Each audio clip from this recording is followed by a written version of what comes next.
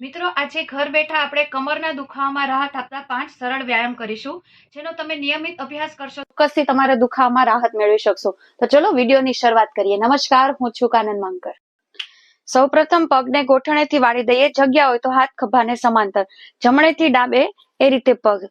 માથું છે opposite side. કમર દુખતી હોય આરામથી કરવાનું. બાકી 10 વખત, છેલ્લી વખત હોલ્ડ કરીએ. ઓપોઝિટ સાઈડ માથું. 5 4 3 2 1. શ્વાસ ભરો, છોડો. 1 2 3 4 5. વ્યાયામમાં એ જ રીતે પણ પગ વચ્ચે જગ્યા રાખવાની. 8 વખત છે.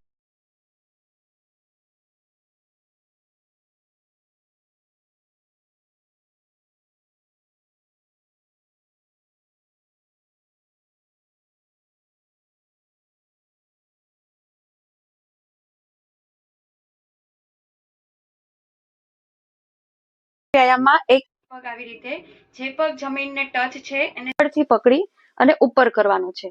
તમને હિપ્સ માંથી, સાઈડ બેક માંથી સ્ટ્રેચિંગ આવશે. સાયટિકાની તકલીફ હોય તે લોકો માટે ઉત્તમ વ્યાયામ છે. 5 4 3 2 1. એકદમ ધીમેથી નીચે, તમારી ક્ષમતા મુજબ કરવાનું. જો સવારના બધા વ્યાયામ કરશો, શરીરની સ્ટીફનેસ છે સરળતાથી દૂર થશે. 5 4 3 2 1. ખૂબ જ સરળ વ્યાયામ છે. એક પગની એડી અંગૂઠા અને આંગળી વચ્ચે રાખી દેવાનું. હું ઓછી વખત બતાવીશ, તમારે વધુ વખત કરવાનું. બસ આ રીતે મુવમેન્ટ આપવાની છે. તમને કમરના દુખાવામાં રાહત આપશે. હવે આપણે ઓપોઝિટ બાજુ હોલ્ડ કરીએ.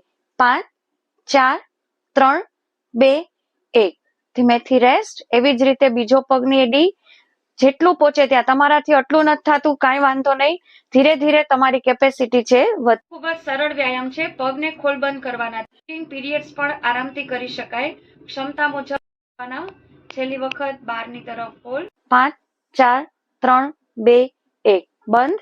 5 4 3 2 1.